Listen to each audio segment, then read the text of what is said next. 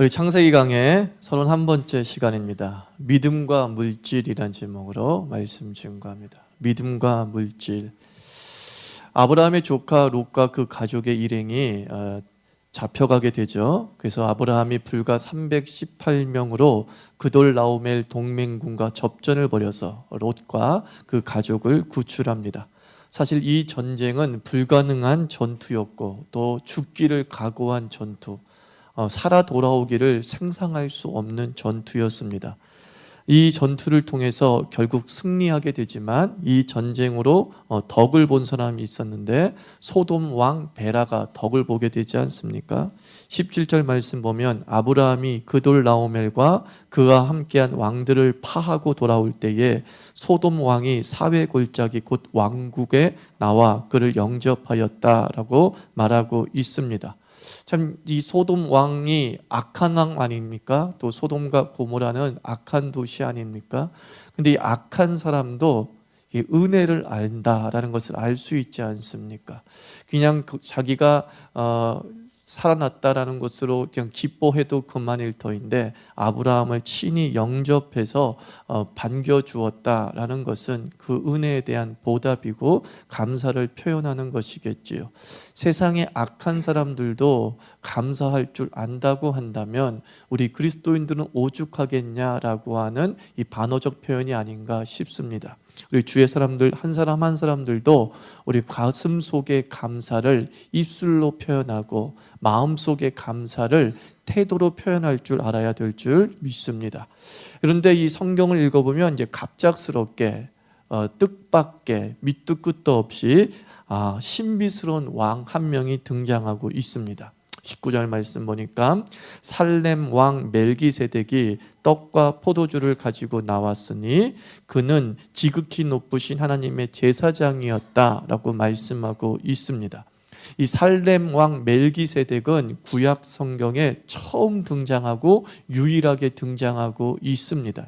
그러니까 오늘 창세기 14장 18절에 딱 한 번 등장하는 이름이 살렘 왕 멜기세덱이죠. 그래서 창세기 14장 18절과 19절을 통해서 이 살렘 왕 멜기세덱이 어떤 사람이었는가라는 것을 우리가 추적해 볼 수 있죠. 첫째로 멜기세덱은 살렘 왕이었다라고 말합니다. 이 살렘은 예루살렘의 줄임말이에요. 그러니까 예루살렘 땅의 통치자였다라는 것이죠. 두 번째, 이 멜기세덱은 떡과 포도주로 아브라함을 영접했다라고 얘기합니다. 세 번째, 이 멜기세덱은 지극히 높으신 하나님의 제사장으로 아브라함이 묘사하고 있습니다. 네 번째, 이 멜기세덱은 아브라함을 축복한 사람이다라고 기록하고 있습니다. 이것을 기억해 두고 난 다음 신약 성경으로 넘어가면 이 멜기세덱이란 이름이 또 신약 성경에 딱 한 번 등장하는데 그것이 히브리서 6장입니다.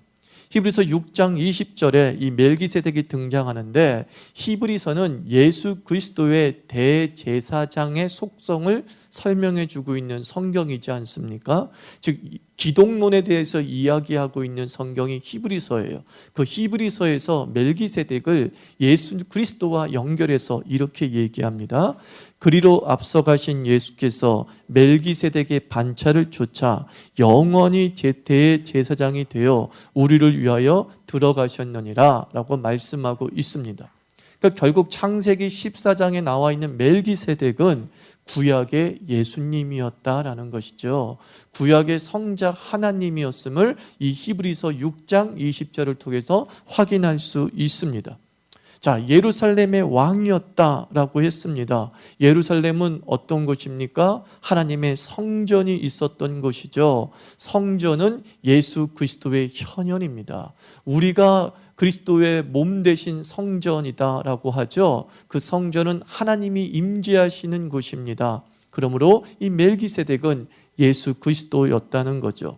떡과 포도주로 아브라함을 먹였다라고 말합니다. 복음서와 고린도전서에 의하면 예수님께서 죽기 직전에 만찬을 하시면서 이 떡과 포도주를 나누시면서 이 떡은 너희를 위해서 죽는 나의 몸이다 라고 했고 이 포도주는 너희를 위한 나의 피다 라고 말씀하고 있습니다. 그러므로 다시 창세기 14장의 멜기세덱은 예수 그리스도를 상징하죠. 또 지극히 높으신 하나님의 대제사장이다 라고 말씀하고 있습니다. 대제사장의 역할이 무엇입니까? 중보의 역할을 합니다. 하나님께 용서를 구하는 역할을 하는 존재가 바로 대제사장이십니다.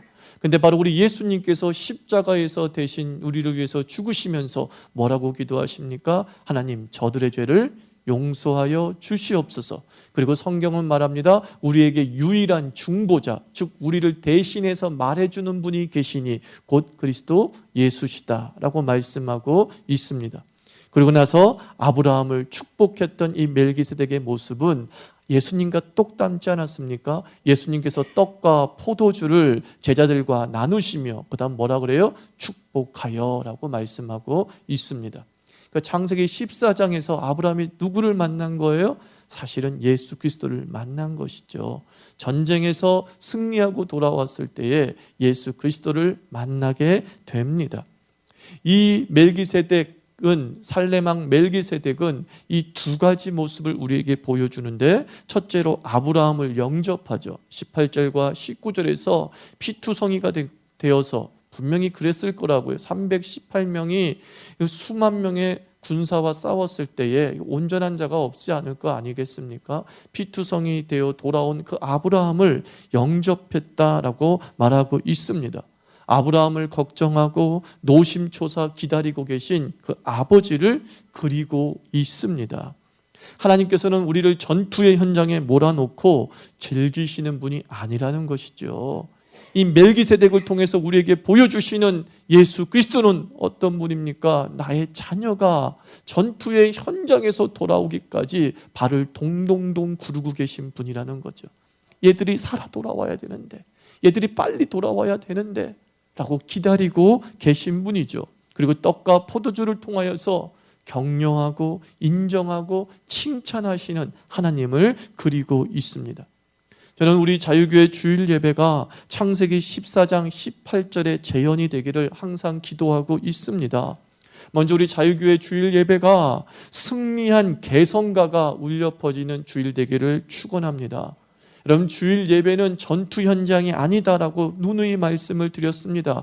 예배는 영적 전투의 현장이 아니라 이미 그 전투에서 승리한 사람의 개선식이 주일 예배입니다. 일주일 동안의 싸움에서 승리했기 때문에 주일 예배를 드리는 것입니다. 다른 말로 해서 주일 예배를 드리지 못했다는 것은 6일 동안의 삶에서 우리가 패배했을 가능성이 매우 높은 것이죠. 우린 예배에 와서 싸우는 것이 아니라 일주일 동안 318명의 소규모 정예 부대를 이끌고 가서 수만 명을 무찔렀던 그 아브라함의 개선식이 바로 이 주일 예배인 줄 믿습니다. 우리 한 사람 한 사람이 예배를 드릴 때 아브라함처럼 승리한 장군의 입성식을 하는 것이죠. 그래서 주일 예배는 이 영접일입니다. 일주일 동안 잘 싸웠어. 서로 승리를 축하합니다. 서로 등 두들겨 주면서 또 우리 자신이 피 묻은 것들을 목욕하고 충전받고, 그리고 서로 일주일의 삶을 또 한번 복귀해보고 그때 어떻게 우리가 승리했던가 되새겨보면서 또 한번 전투에 나갈 힘들을 얻는 시간인 줄 믿습니다. 이 주일 예배는 멜기세덱의 반차를 쫓은 우리 예수님께서 준비하신 개선식이라는 거예요. 우리를 기다리고 계시면서 승리해서 돌아오는 아브라함을 기다리듯이 6일의 삶에서 승리한 주의 백성을 기다리면서 주께서 준비하신 축제, 주께서 준비하신 개선식, 그것이 바로 주일 예배라는 것이죠. 우리 가정들이 저는 개선문이 되기를 원합니다. 고대 전쟁에서는 출정식이 있었고 개선식이 있었습니다. 전쟁에 나갈 때 수많은 시민들이 모여서 전쟁에 나가는 그 군인들을 격려하고 군인들에게 힘을 북돋아 주었습니다. 그리고 나서 다시 또 전쟁에서 승리하고 돌아올 때에 수많은 시민들이 좌우에 열도하면서 개선식을 했습니다. 박수를 쳐주고 축복하고 꽃을 날려 주었습니다. 현대인의 집은 어떻습니까? 들어오고 나가는 것을 모르는 집이 돼버리고 말았어요. 출정식도 없고 개선식도 없는 집입니다. 남편이 나가든 아이들이 나가든 나갔는지도 모릅니다. 들어왔지만 누구나 자기 방구석에 처앉아서 아무도 반기지 않습니다. 나의 자녀가, 나의 배우자가 삶의 현장에서 피 터지게 싸워서 승리하고 그 피 묻은 모습으로 돌아오고 있는데 각자의 방구석에서 누구도 개선식을 해주지 않습니다. 저는 우리 그리스도인의 가정이라고 한다면 주일 예배처럼 여러분의 삶에 개선식이 있기를 축원합니다. 맞이해야죠. 하루 동안 잘 싸웠다. 학교에서 잘 싸웠다. 그래, 복잡한 사회 속에서 너 잘 싸웠다. 이 개선식이 있는 교회가 될 때 사람은 다시 한번 그 다음날 싸울 힘이 생기는 거죠. 나가보자.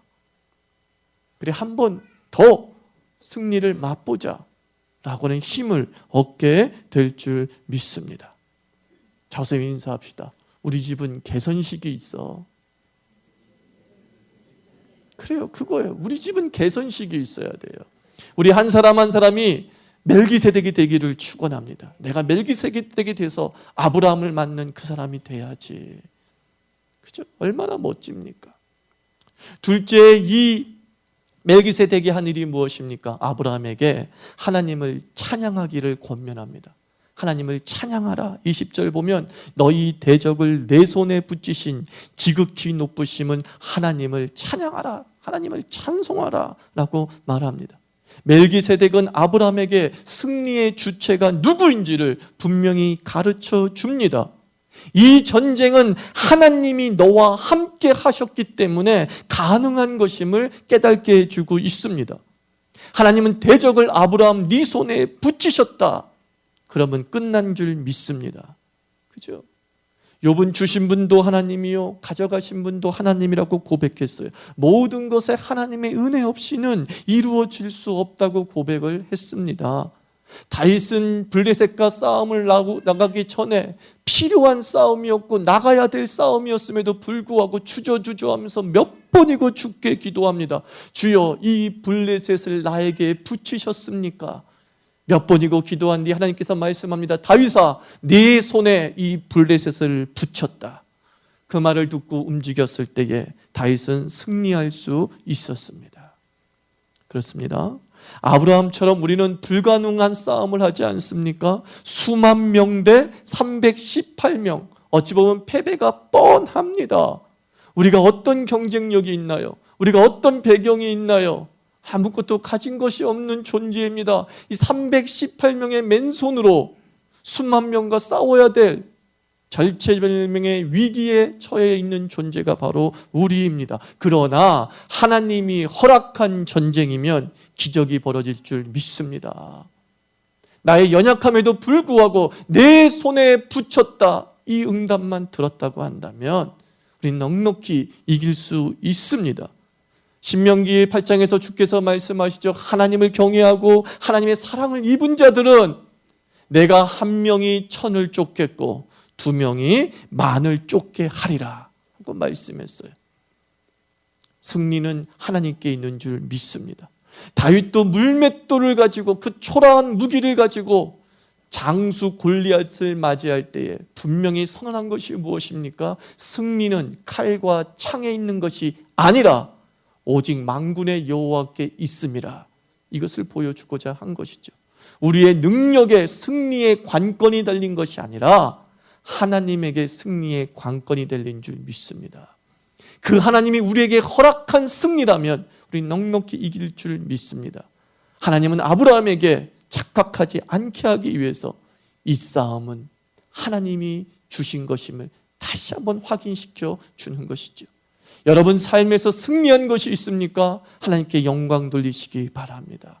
작은 승리조차도 이것은 하나님이 하셨다라고 고백해야 될 줄 믿습니다. 그 고백은 또 다른 고백을 낳죠. 또 하나님이 하셨군요. 또 하나님이 하셨군요. 무한한 하나님의 승리의 허락하심이 우리 삶의 꼬리에 꼬리를 무는 역사가 있기를 축원합니다. 이제 개선식과 찬양을 깨달은 아브라함이 즉시 한 일이 무엇이냐? 20절 말씀 보니까 아브라함이 그 얻은 것에서 10분의 1을 멜기세덱에게 주었다라고 말하고 있습니다. 11조의 기원이 최초로 기록된 성경입니다. 나중에 이 11조가 율법이 되어져서 지나치게 경직화된 그런 부정적 패단이 있었습니다만, 오늘 창세기 14장에서 11조가 어떻게 출발되었는지 참 잘 가르쳐 주지 않습니까? 11조는 감사였던 거죠. 11조는 은혜였던 것이죠. 11조는 신앙 고백적 차원에서 시작되었습니다. 멜기세덱이 10분의 1을 바치라고 한 것이 아니라 아브라함이 자원하여 그렇군요, 하나님이 나에게 승리를 준 것이 분명하군요, 이것을 깨달은 그 순간 그는 주저하지 아니하고 자기가 목숨으로 얻어온 전리품의 10분의 1을 하나님께 드립니다. 정말 너무나 귀한 10분의 1을 거저 얻은 것도 아니에요. 피투성이가 돼서 겨우 얻은 그것을 하나님께 드리고 있어요. 다 하나님이 이루셨다는 그 영광과 그 감사의 차원이 11조에 묻어 있죠. 오늘날 이 11조는 어떤 기능을 합니까? 예배를 지키는 기초가 됩니다. 하나님 그 11조를 통하여서 예배를 지키는 거죠. 하나님을 경외하는 삶을 지킬 수 있는 도구가 되게 하시고 기초가 되게 하십니다. 11조를 율법적으로 지킬 필요는 없습니다. 복받기 위해서 11조를 드릴 필요는 없습니다. 하지만 분명한 것은 11조는 복받은 증거임은 분명하다는 거죠.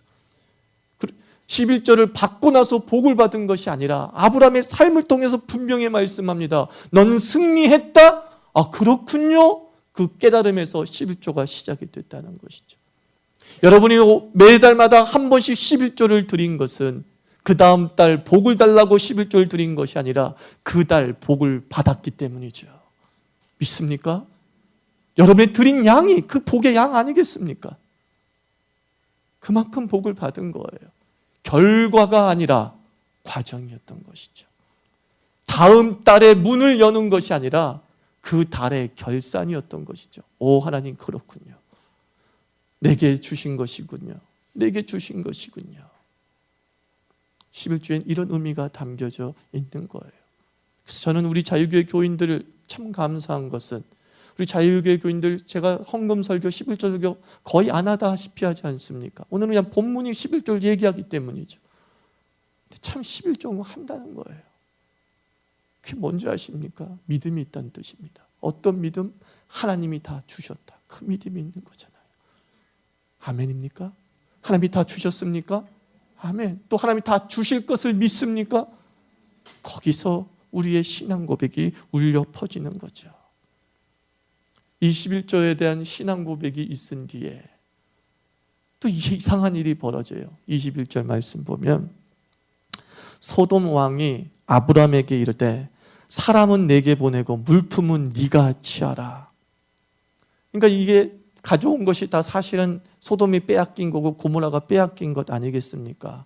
아, 그런데 마치 인심을 써요. 다 가져. 너 다 가져. 어찌 보면 이것도 하나의 기적 아니겠습니까? 사람들이 자기 것은 어떻게든 빼앗아 가잖아요. 내가 찾아줬다 할지라도 그 찾아준 거 다 줍니까? 아니죠. 아이 그래 너야 100분의 1, 2%, 3% 너 가져. 이러지 다 주진 않는단 말이죠. 아무리 그 사람이 목숨을 걸고 싸우더라도. 근데 이 소돔과 고모라 아주 악한 왕이 야 물질 너 다 가져. 저는 이렇게 간단하게 해석하고 싶어요. 11조 뒤의 기적 아닙니까? 11조 뒤의 기적이에요. 하나님께 감사로 드렸더니 세상이 내 것을 뺏어가지 않더라는 것이잖아요. 세상이 내 것에 더 이상 욕심 갖지 않는다는 거죠. 시편은 고백합니다. 하나님을 경외하는 자에게 그 문빗장을 경고케 하리라. 여러분 돈 버는 게 쉽습니까? 돈 지키는 게 쉽습니까? 부자는 돈 버는 사람이 아니라 돈을 지키는 사람이라고 하지 않습니까? 문빗장을 통해서 도둑이 들어옵니다. 근데 하나님께서 그 문빗장을 지켜주신다는 겁니다. 우리가 올바른 물질로 올바른 신앙 고백을 했을 때에 하나님께서는 우리의 창고의 문빗장을 지켜주실 줄 믿습니다. 확신하십시오. 확신하십시오. 하나님이 지켜주십니다. 하나님이 책임져 주십니다. 내 것을 다 빼앗아 갈 것처럼 보이는 소돔의 왕이 너 다 가져 여유를 부린다는 것이죠. 내 것에 침범하지 않는다는 것이죠. 저는 이런 기적이 우리 삶에 충만한 줄 믿습니다. 오늘 우리가 기도했을 때 어떤 기도를 드리라고 했습니까? 하나님에 대한 자랑거리가 많게 하시옵소서. 이게 자랑거리 아니겠습니까? 내가 지켰다가 아니에요. 나는 그냥 별 생각 없는데 이상하게 사람들이 내 거 안 뺏어가. 내 것에 욕심 많네. 나 사기를 잘 안 당해. 이게 다 어디서 비롯되는 거예요? 그가 온전한 감사를 주께 돌렸을 때예요. 이 승리는 당신 것입니다. 한 달의 삶은 당신이 주신 것이었습니다. 오, 놀랐습니다 라는 고백 뒤에 벌어진 현상이었죠. 그런데 또 더 기가 막힌 현상이 또 하나 벌어져요. 하지만 아브라함이 22절과 23절 볼까요? 아브라함이 소돔 왕에게 이르되 천지의 주제시여 지극히 높으신 하나님 여호와께 내가 손을 들어 맹세하노니 내 말이 내가 아브라함으로 치붙게 하였다 할까 하여 내게 속한 것은 물론 한실이나 신들매라도 내가 가지지 않겠다. 놀라운 고백이 아닐 수 없습니다. 아브라함이 소돔 왕에게 딱 부러지게 얘기하는 거예요. 너 생색내려 하지 마, 이거죠. 내가 이거 하나님께서 주신 것인데 마치 네가 준 것처럼 하는 모양인데 너 생색내려 하지 마. 내가 승리하고 내가 부욕해 된 것은 너 때문이 아니라 하나님이 주신 거야. 그러니까 네 다 가져. 그래버린 거예요. 요것 때문에 나중에 네가 질질 얘기하겠지. 너 내 덕이야. 너 내 덕이야. 내가 너한테 전리품을 줘서 부자가 된 거야. 계속 나를 갖다가 잡고 놀 모양인데 아니, 이것은 하나님이 주신 거야. 너 다 가져. 여러분, 아브라함은 하나님의 영광이 드러나지 않는 일은 추호도 하지 않았다는 겁니다. 이게 나에게 유익이 되더라도 훗날 하나님의 영광을 가리울 수 있는 일이라면 취하지 않았다는 거예요. 나의 도울 자가 하나님밖에 없다는 고백을 해야 되는데 넌 누구누구 때문에 잘 된 거잖아 라는 이야기가 나올까 두려워서 그 도움을 다 끊었다라는 거예요. 생색을 다 끊었다라는 것입니다. 저는 10년 동안 계속 대학 입시 청년들에게 얘기합니다. 주일 성수해라. 주일 지켜라. 왜 그런 줄 아십니까? 합격이 전적으로 하나님의 은혜가 되게 하시기 위함입니다. 우리는 일주일 동안 열심히 공부하고 주일날은 공부 또 해야 됩니다. 근데 그리스도인들이 주일날은 공부 안 하고 몇 시간을 교회에 있습니다. 아무래도 공부의 경쟁력이 떨어지겠죠. 그런데 그가 합격을 했을 때 자기의 투자한 시간 대비 더 좋은 점수가 나왔을 때 그 영광 누구에게 갑니까? 하나님에게 갑니다. 근데 우리 삶의 주의를 빼버리고 계속 공부하면, 계속 과외 받으면 그 영광 누구에게 가는지 아십니까? 과외 선생님에게 가는 거죠. 나에게 가는 거죠. 야, 네가 그때 나한테 쉬지 않고 공부받아서 이렇게 된 거야. 생색내는 인간들이 나타나거든요. 사랑하는 성도 여러분, 자녀를 그렇게 키우십시오. 네 삶에 하나님의 영광만 있게 가르치십시오. 얼마나 멋집니까? 그러면 이렇게 돌려주고 야, 너 생색내지 마라고 다 줘버리고 아브라함이 그 뒤에 가난하게 살았나요? 아니요. 아브라함은 그 가난에서 유력한 자였다라고 기록하고 있습니다. 하나님이 주신다는 거죠. 하나님이 공급해 주신다는 것이죠. 핵심은 뭐예요? 핵심은 뭐예요? 하나님이 영광이 드러나는 일에 집중하라라는 거예요. 하나님이 영광이 드러날 수 있는 믿음의 결단을 한번 해보라. 성경이 우리에게 이렇게 권면하고 있습니다. 권면하고 있습니다. 난 여러분에게 묻겠습니다. 하나님이 살아계심을 믿습니까? 하나님이 이 세상의 주관자임을 믿습니까? 주시는 이요 또 하나님이요 가져가시는 이도 하나님을 믿습니까? 그 믿음이 내 삶에 드러나고 있습니까? 드러나게 살아야죠. 아브라함처럼. 사람이 생색내지 못하도록, 사람이 자기 자랑하지 못하도록 살아간다는 것이죠. 그랬을 때 하나님께서 어떻게 해요? 떡과 포도주를 가지고 나와 책임져 주시는 거예요. 반겨주시는 거예요. 소돔과 고모라 이 왕은 아브라함을 맞아 줬지만 손에 뭐가 있었어요? 아무것도 없어요. 뭘로만? 말로만. 생색이 그거잖아요. 말로만 날 도와줘. 말로만 날 책임져. 근데 하나님은 양손에 뭘 들고 계세요? 떡과 포도주로 우리를 맞이하시는 줄 믿습니다. 힘내라고 말씀만 하시는 것이 아니라 떡과 포도주를 먹이시는 것이지요. 네 삶은 풍성할 거야 라고 말만 하시는 것이 아니라 떡과 포도주로 우리의 창고를 채워주시는 줄 믿습니다. 말씀을 맺습니다. 우리 자유교회 교인들의 삶에 하나님에 대한 이야기가 많기를 축원합니다. 물질과 관련해서 그 물질이 다 하나님께서 비롯됐다는 고백을 통해 기름병과 밀가루 항아리가 마르지 아니하는 그 사렙다 과부의 기적이 있었노라고 고백하고 나누는 그리스도인 되기를 축원합니다. 그리고 무엇보다도 우리 11조 생활 잘합시다. 한 달에 다음 달을 잘해 주시기를 바라는 그런 기복의 11조가 아니라 이 한 달이 이미 복받았다는 결과로 이미 이만큼 내가 받았네요라고 하는 그 신앙 고백이 그 다음 달도 계속될 줄 믿습니다. 기도합시다. 하나님 그렇습니다. 이 믿음의 고백들, 하나님의 영광에 대한 고백들이 충만케 하여 주시옵시고 하나님이 다 주셨다고 하는 이 감사와 은혜의 고백으로 살게 하여 주시옵시고 세상이 생색내지 못하도록 하나님의 영광만 집중되도록 하는 삶을 살게 하여 주시옵소서. 함께 기도하겠습니다.